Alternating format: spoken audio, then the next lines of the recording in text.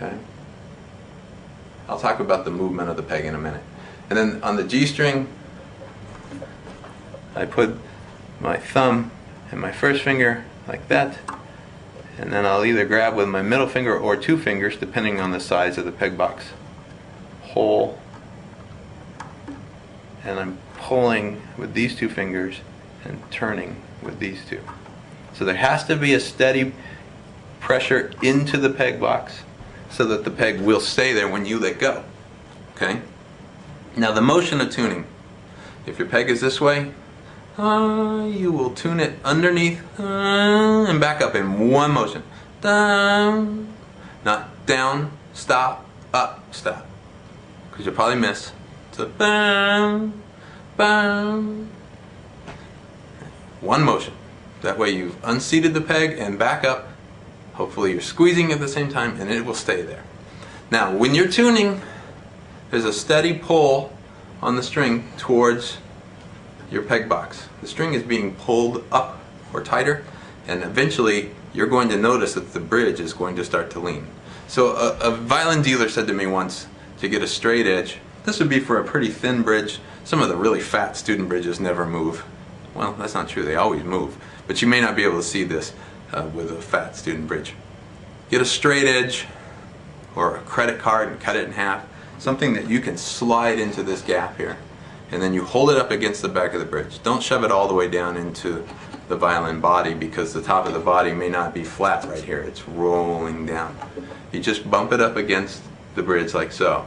And if it's leaning this way and you see a bow in the bridge, this would be with one of the professional type bridges that's a little thinner.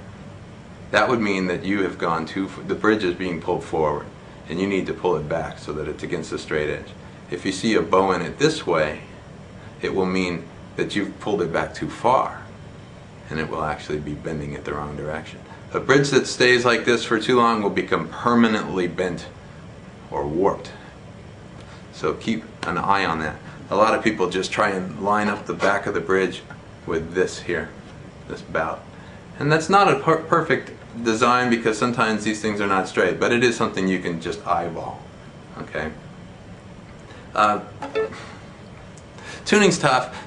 If you have a fat bridge, well, even with a thin one, you can tell sometimes that the feet are leaving the body of the instrument. If they're not absolutely flat, you might see a little gap, a tiny gap, as the bridge starts to pull forward. So that's another way to tell if your bridge is... Okay, let me show you how to pull a bridge back. You set it in your lap and you'll lean over it and look down. But I take my middle finger and my ring finger and I put them around the bridge like that. Two hands. Both hands will do this. And then your index finger and your thumb will hang onto the corner or between the D, the A and E. Right there. Do it with both hands. And then these two fingers here are keeping the feet from flying out when you try and pull it back a little bit. So you lean over it, you hang onto those feet, and then you make the small, very small adjustments. Sometimes when they're, especially if students have steel strings that are cutting into the bridge, you're going to have to loosen the strings to move the bridge at all, because it'll be wedged in there so tight. So you don't want to, if you're feeling tremendous pressure on that motion, loosen the strings before you do that. Otherwise the bridge can just fly out. It's really scary when that happens. So anyway, I hope this is a good starting point for you. It's not going to be quick and easy. You have to experiment. You have to practice. You literally have to practice tuning just like you practice everything else. So I hope it helps. Thanks.